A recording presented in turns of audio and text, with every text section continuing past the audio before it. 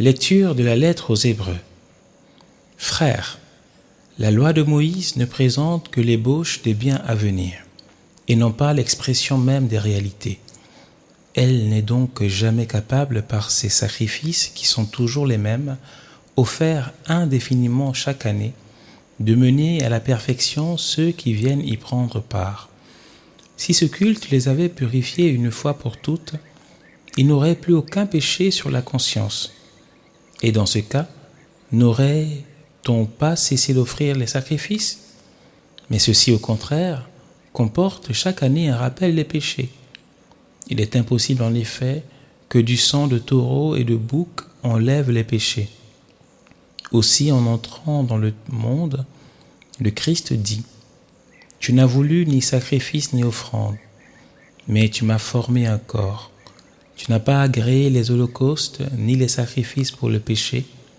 Alors j'ai dit, me voici. Je suis venu, mon Dieu, pour faire ta volonté, ainsi qu'il est écrit de moi dans le livre. » Le Christ commence donc par dire, tu n'as pas voulu ni agréé les sacrifices et les offrandes, les holocaustes et les sacrifices pour le péché, ceux que la loi prescrit d'offrir. Puis il déclare, me voici, je suis venu pour faire ta volonté. Ainsi, il supprime le premier état de choses pour établir le second. Et c'est grâce à cette volonté que nous sommes sanctifiés, par l'offrande que Jésus-Christ a faite de son corps, une fois pour toutes.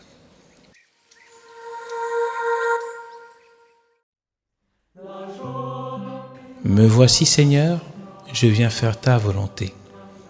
D'un grand espoir, j'espérais le Seigneur. Il s'est penché vers moi, dans ma bouche il a mis un chant nouveau, une louange à notre Dieu. Tu ne voulais ni offrande ni sacrifice, tu as ouvert mes oreilles. Tu ne demandais ni holocauste ni victime, alors j'ai dit, voici, je viens. J'annonce la justice dans la grande assemblée. Vois, je ne retiens pas mes lèvres, Seigneur, tu le sais. Je n'ai pas enfoui ta justice au fond de mon cœur. Je n'ai pas caché ta fidélité, ton salut.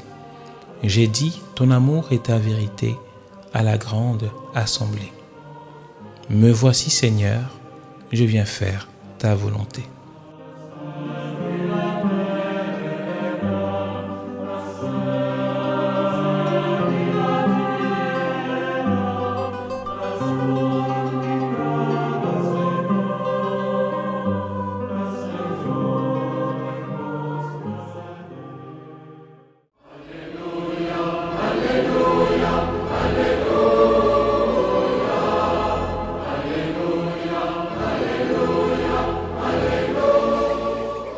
Alléluia, Alléluia.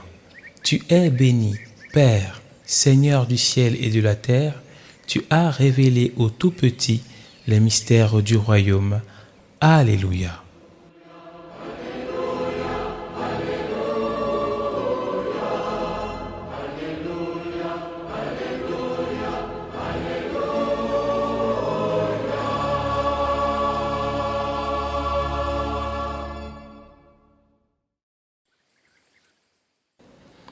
Évangile de Jésus-Christ selon saint Marc.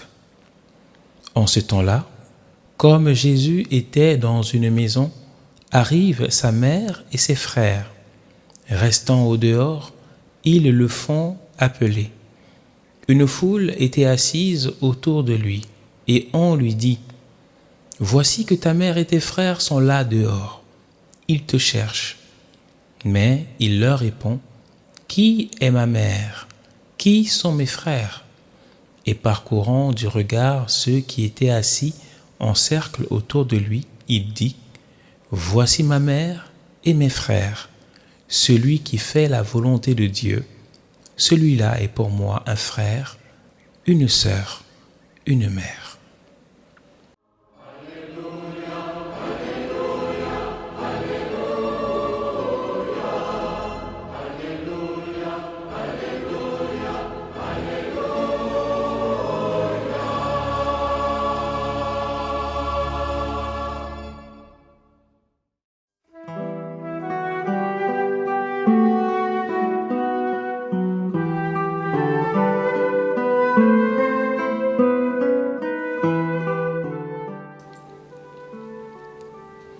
Mes frères et sœurs dans le Christ, chers disciples du silence, l'évangile que nous venons d'écouter peut nous sembler un peu dur à comprendre au premier regard.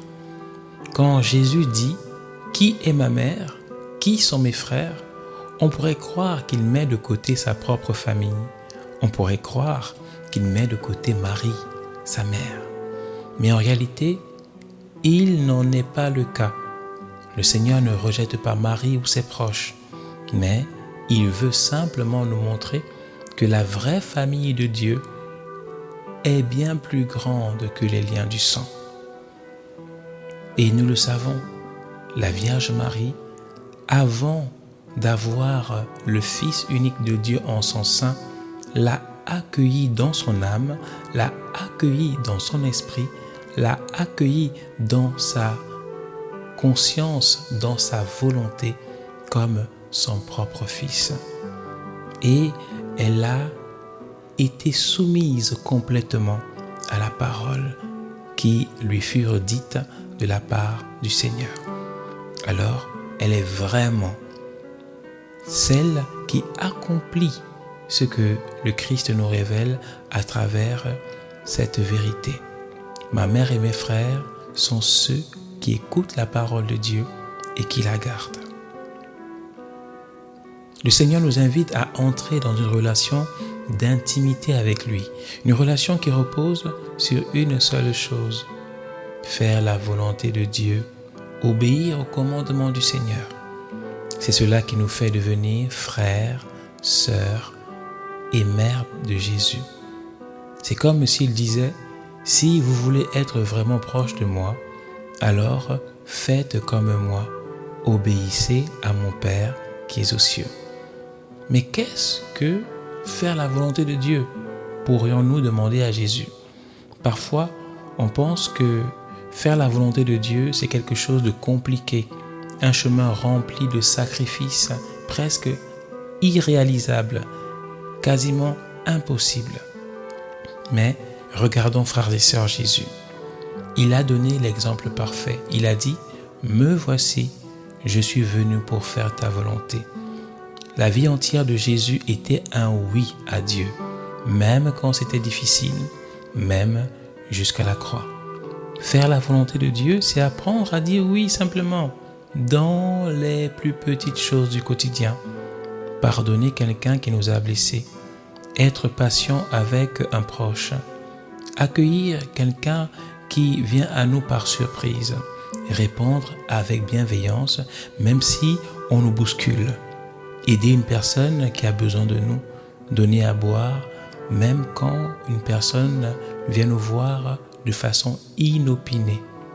Prier le Seigneur, même un court instant, mais avec honnêteté, avec sincérité. Ce sont ceux-là, mes frères et sœurs, les oui, qui sont simples, mais qui sont sincères et que Dieu veut. Ces oui construisent une vraie relation avec Jésus. Et quelle récompense il nous promet? En disant oui à Dieu, on devient sa famille. Jésus nous regarde et il dit de nous, comme il l'a fait dans l'Évangile: voici ma mère, voici mes frères, voici mes sœurs. À chaque fois que j'obéis à Dieu, à chaque fois que je fais la volonté de son Père, la volonté du Père de Jésus, notre Père qui est aux cieux, je suis très nettement, très exactement la personne que Jésus regarde et à qui il dit ces saintes paroles. Voici mon frère, voici ma sœur, voici ma mère. Quelle joie et quel honneur d'être vu ainsi par le Fils unique de Dieu. Alors, demandons au Seigneur de nous donner un cœur disponible, un cœur docile à sa parole, capable de dire comme Jésus: me voici Seigneur, je viens faire ta volonté. Avec ce cœur-là, nous serons non seulement ses disciples, mais nous serons aussi vraiment et authentiquement sa famille. Amen.